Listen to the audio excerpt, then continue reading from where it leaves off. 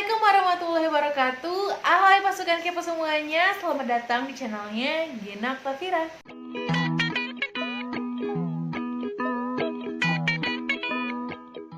Nah guys, ini udah mulai masuk tahun 2022. Kalian udah punya goals apa nih buat tahun ini? Boleh ditulis di kolom komentar ya. So guys, karena ini adalah hari pertama di tahun 2022, jadi sebagai pembuka awal tahun gitu ya, aku pengen menghadirkan sesuatu yang spesial nih, beda daripada biasanya, tentang Q&A seputar ilmu kelautan. Buat teman-teman SMA yang bentar lagi bakalan mendaftarkan diri di program SNMPTN, berminat untuk mendaftarkan diri di jurusan ilmu kelautan, tapi masih bingung ilmu kelautan tuh ngapain aja, bisa banget untuk nonton video ini sampai habis ya. Karena aku akan menjawab beberapa pertanyaan-pertanyaan yang pernah masuk ke aku seputaran ilmu kelautan. Guys, tapi sebelum kita mulai sesi Q&A-nya, aku mau sedikit perkenalan diri dulu ya, karena pasti banyak banget teman-teman kepo di sini yang belum tahu siapa aku.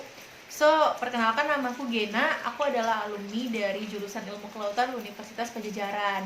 Tapi belum alumni-alumni yang lama banget gitu ya, karena aku baru lulus juga di tahun 2021. Dan aku adalah angkatan 2016. Oke, let's check it out. Benar gak sih kalau mau masuk ilmu kelautan harus bisa berenang? Ini merupakan pertanyaan yang paling sering ditanyain melalui DM Instagram aku. Nah, sebenarnya sih guys, nggak ada aturan tertulis yang mewajibkan semua orang yang mau masuk kelautan itu harus bisa berenang. Tapi kalau saran dari aku, berdasarkan pengalaman pribadi, lebih baik kalian itu kalau memang berminat untuk masuk ilmu kelautan, setidaknya udah punya basic di berenang gitu. Walaupun cuman yang biasa-biasa aja, bukan yang pro banget, itu nggak apa-apa, karena itu akan memudahkan kalian. Justru kalau misalnya kalian nggak bisa berenang, atau kalian tuh berenangnya cuma gaya batu doang gitu kan di kolam, kayak aku dulu, nah itu nanti akan kesulitan. Karena kan sebenarnya sebagai anak kelautan itu salah satu skill yang lumayan wajib untuk dimiliki itu kan adalah diving gitu. Nah, untuk mencapai kalian bisa diving, itu pasti kalian harus bisa berenang dulu gitu, supaya kalian nggak panik gitu ya pas divingnya. Jadi kalian setidaknya harus bisa floating dulu di atas air, terus kalian itu harus bisa water trepan, memastikan diri kalian nggak akan tenggelam pas lagi di air gitu, baru nanti bisa belajar diving. Di jurusan ilmu kelautan belajar apa aja sih? Nah guys, sebenarnya di ilmu kelautan itu ada banyak banget loh yang dipelajari. Karena kan ini jurusannya itu namanya ilmu kelautan. Jadi segala ilmu yang berbau-bau kelautan itu pasti akan dipelajari guys. Biasanya dibagi ke dalam 3 jenis atau 3 topik besar gitu. Yang pertama itu pasti ilmu-ilmu fisikanya, fisika laut. Terus ada ilmu-ilmu biologi laut dan ilmu-ilmu kimiawi laut. Jadi kalau misalnya fisikanya itu lebih ke tentang fenomena-fenomena fisis yang ada di laut, kayak La Nina, terus bioluminescence, terus Cenote Angelita yang sungai di bawah laut, halocline gitu ya. Nah itu dipelajari di kelautan, termasuk juga misalnya kayak upwelling, fenomena downwelling, terus arus, segala macam itu dipelajari di fisika lautnya gitu. Nah kalau untuk biologi lautnya sendiri ini lebih mempelajari tentang ekosistem-ekosistem di pesisir. Misalnya ada mangrove, lamun, terumbu karang, terus ada hewan-hewan, biota-biota lautnya itu seperti apa. Itu dipelajari juga. Dan yang terakhir untuk kimia laut itu lebih mempelajari tentang potensi bahan aktif yang terkandung di dalam biota ataupun tumbuhan-tumbuhan laut. Misalnya nih, senyawa antibiotik yang bisa diambil dari terumbu karang jenis A, atau senyawa antioksidan yang bisa diperoleh dari lamun B, kayak gitu. Jadi ini mungkin bisa dimanfaatkan untuk kosmetik atau untuk obat-obatan oleh si manusia di daratan, kayak gitu. Jadi untuk kimia laut itu lebih ke pemanfaatan dari bahan hayati di laut ini sendiri gitu. Ada mata kuliah yang pakai perhitungan kayak matematika gitu nggak sih? Sebenarnya dulu ya, kalau misalnya boleh cerita, jadi aku juga milih ilmu kelautan itu karena aku pengen menghindari jurusan yang IPA banget, yang dia tuh banyak hitung-hitungannya. Tapi ternyata pas aku masuk ke sini, teng tereng, sama aja guys, tetap ada hitung-hitungannya. Meskipun sebenarnya nggak banyak sih, karena di kelautan itu lebih ke dia tuh membutuhkan pemahaman dan juga sedikit hafalan gitu. Jadi dia bukan yang hitung-hitungan banget. Tapi tetap ada mata kuliah hitung-hitungan, kayak dulu waktu di semester awal-awal itu 1-3 deh kayaknya. Itu ada mata kuliah kimia dasar, fisika dasar, terus ada matematika dasar, kalkulus dan statistik. Jadi emang kalau untuk hitung-hitungan kayak matematika itu ada, terus fisika juga lumayan gitu, belajar tentang vektor-vektor dan perhitungan-perhitungan fisika yang kayak kecepatan, meter per detik yang gitu-gitu loh guys. Nah kalau dulu sih dosen aku bilang kenapa di kelautan kita tetap belajar vektor, tetap belajar fisika gitu ya, karena sebenarnya guys, nanti kan kalau misalnya kalian udah jadi anak kelautan, itu di semester akhir kalian bakalan sering banget belajar tentang software-software kelautan untuk pemetaan laut, penginderaan jauh, topografi. Nah, di dalam software itu mereka tuh pakai rumus-rumus fisika maupun matematika. Jadi sebenarnya secara nggak langsung kita tuh pakai software itu dengan bantuan si rumus-rumus matematika dan fisika ini. Makanya kita harus belajar juga dasar-dasarnya. Meskipun sebenarnya kalau untuk di lingkungan kerja nantinya itu nggak dipakai, kita nggak akan menghitung secara manual, tapi dibantu sama software-software canggih ini. Kalau punya mata minus atau buta warna parsial, bisa nggak sih kuliah di jurusan ilmu kelautan? Di sini adalah dua pertanyaan yang berbeda, jadi aku jawabnya satu persatu. Yang pertama dulu nih, untuk yang punya mata minus. Nah, kalau untuk punya mata minus, itu boleh masuk ke jurusan ilmu kelautan. Karena aku sendiri guys juga minus, dan teman-temanku juga banyak yang minusnya itu lumayan gede, tapi mereka tetap bisa berenang, tetap bisa diving, dan semuanya oke-oke aja gitu, nggak ada masalah apapun. Malah kata temanku yang emang minusnya lumayan gede gitu ya, dia kalau diving itu di masker divingnya, di kacamata divingnya itu namanya masker ya, tempelin stiker lensa yang sesuai dengan minusnya dia. Jadi pas dia masuk ke laut, maksudnya dia pas diving di laut itu nggak kabur gitu pandangan matanya, karena di maskernya itu udah sama kayak kacamatanya dia. Jadi nggak masalah kalau misalnya kalian punya minus dan berminat untuk masuk ilmu kelautan. Nah, untuk pertanyaan yang kedua, yang buta warna parsial, nah kalau yang ini mohon maaf banget, tapi teman-teman yang punya atau mengidap buta warna parsial itu nggak bisa untuk masuk ilmu kelautan ya. Karena kan untuk jurusan saintek itu biasanya akan berhubungan dengan warna-warna gitu, baik itu dia di lab ataupun di lapangan.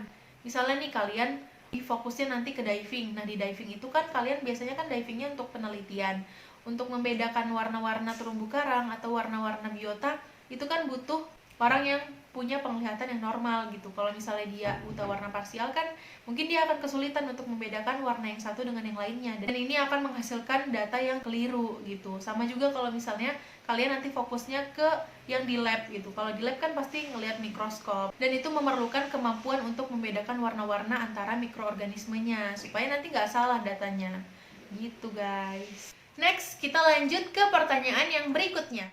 Bedanya jurusan ilmu kelautan, oseanografi, dan teknik kelautan itu apa sih? Ini memang adalah 3 jurusan yang sering banget nih guys dikira sama oleh banyak orang. Padahal justru 3 jurusan ini tuh punya fokus masing-masing yang jelas itu berbeda. Misalnya nih untuk ilmu kelautan sendiri, itu tuh jurusan yang lebih fokus ke mempelajari keseluruhan aktivitas biota dan fenomena yang terjadi di laut. Dari fisikanya, biologinya, kimianya itu dipelajari semua di ilmu kelautan. Nah, kalau untuk oceanografi itu lebih fokusnya ke fenomena-fenomena fisik dan kimia. Misalnya nih, kayak belajar tentang La Nina, terus El Nino, terus gelombang-gelombang laut, arus. Nah, kalau untuk yang kimianya misalnya fenomena acidification atau pengasaman air laut dan segala macam fenomena kimia yang terjadi di laut juga. Itu dipelajari di oceanografi. Terakhir yaitu jurusan teknik kelautan. Ini namanya aja udah teknik ya. Sebenarnya teknik kelautan ini adalah jurusan yang mirip banget sama teknik sipil kalau di daratan. Tapi bedanya ini di laut gitu ya. Jadi untuk anak teknik kelautan itu mereka tuh belajarnya tentang konstruksi di laut. Kira-kira bahan-bahan bangunannya, konstruksinya itu yang seperti apa, yang bisa tahan arus, tahan gelombang, tahan teritip. Jadi teknik kelautan itu sendiri lebih fokusnya itu ke ilmu-ilmu fisika laut yang berhubungan sama konstruksi mereka. So, dari sini kalian jangan sampai lagi keliru bedakan jurusan ilmu kelautan, oceanografi, dan teknik kelautan ya guys, karena ini beda banget. Kita masuk ke pertanyaan yang terakhir nih guys. Kalau aku SMA-nya jurusan IPS, bisa nggak sih aku masuk ilmu kelautan? Nah, sebelum aku menjawab, aku mau nanya dulu nih ke kalian. Kira-kira kalian mau masuk ilmu kelautannya dari jalur SNMPTN atau UTBK guys? Kalau dari SNMPTN, jelas itu udah nggak bisa ya. Karena jurusan ilmu kelautan itu kan termasuk ke dalam rumpun saintek, dimana kalau di SNMPTN harus linear ya. Untuk saintek itu berarti jurusan SMA-nya adalah IPA. Kalian IPS ataupun jurusan lain itu udah otomatis akan di blacklist gitu ya, nggak mungkin, nggak bisa. Tapi kalau misalnya kalian niatnya itu pas UTBK nanti ngambil jurusannya ilmu kelautan, nah itu kalian masih ada kemungkinan untuk bisa lulus. Karena temanku pun ada guys, yang dia itu dari SMK Rekayasa Komputer gitu, pokoknya yang belajar komputer. Nah dia bisa masuk ke ilmu kelautan. Terus juga ada yang dia IPS dan dia SBM tapi ngambil jurusannya itu ilmu kelautan, mereka ya lolos. Pokoknya kalau misalnya kalian yang jurusan IPS tapi pengen masuk ilmu kelautan, nanti berarti persiapan di UTBK gitu, banyak-banyakin belajar soal-soal IPA, terus juga siap-siap untuk belajar matematika dasar dan fisika dasar pas nanti udah masuk ke jurusan ilmu kelautannya. Karena jujur dari temen aku sendiri, mereka tuh cerita jadi mereka agak sedikit kesulitan ya pas di awal-awal, karena kan waktu SMA-nya atau SMK-nya mereka nggak belajar, mereka merasa sedikit tertinggal gitu dari teman-temannya karena emang nggak ngerti sama sekali gitu. Tapi ya akhirnya bisa-bisa aja sih diikutin, lama-lama kan pasti belajar sama teman-temannya juga. Oke guys, jadi segitu aja Q&A kita di special edition kali ini. Maaf banget ya, cuman ada 6 pertanyaan. Sebenarnya ini lumayan dikit sih, karena setelah aku rangkum ternyata banyak banget pertanyaan yang itu mirip-mirip. Jadi aku jadiin satu pertanyaan. Tapi semoga cukup membantu lah ya buat kalian yang pengen lebih tahu tentang jurusan ilmu kelautan. Kalau misalnya kalian berkenan juga bisa banget untuk nonton video aku di Intip Kuliah, yang linknya itu ada di description box, jadi bisa langsung nonton setelah nonton video ini nanti. Terus kalau misalnya kalian ada pertanyaan lain yang belum terjawab di video ini, boleh banget untuk komen di kolom komentar dan nanti akan aku balas. Sedikit aja tambahan dari aku ke teman-teman yang pengen masuk kelautan, sebisa mungkin mulai dari sekarang kalian itu sering-sering latihan fisik. Misalnya kalian tuh jogging atau renang atau minimal jalan kaki aja lah, nggak apa-apa. Karena kan ilmu kelautan itu termasuk jurusan yang sering ke lapangan ya, muterin pulau untuk cari-cari data. Nah itu kan butuh fisik yang lumayan kuat gitu ya. Jadi sebisa mungkin dari sekarang disiapkan aja gitu fisiknya, supaya nanti kalian tuh nggak kaget pas masuk ilmu kelautan tiba-tiba disuruh trekking keliling pulau gitu kan, jalan kaki, nggak mungkin naik motor kan, lumayan gitu, capek juga say. Jadi kalau bisa latihan dari sekarang gitu, lumayan kan buat olahraga juga, jadi sehat badannya. Buat kalian yang suka video ini, jangan lupa kasih like-nya, komen di kolom komentar request topik apapun seputaran fenomena-fenomena laut supaya bisa kita kepoin di minggu depan. Dan jangan lupa untuk subscribe channel ini serta nyalakan lonceng notifikasinya supaya kalian nggak ketinggalan kalau aku upload video baru dan bisa menjadi pasukan kepo yang pertama kali nonton. Oh iya, satu lagi, kalian boleh banget juga untuk share video ini ke teman-teman kalian yang membutuhkan informasi seputar jurusan ilmu kelautan. Semoga bisa sedikit bermanfaat ya untuk kalian. Semangat terus buat teman-teman kelas 12 yang tanggal 4 nanti mulai pembukaan SNMPTN ya. Semoga bisa terima di jurusan dan PTN yang diinginkan. Amin. Sampai ketemu di video berikutnya. Bye.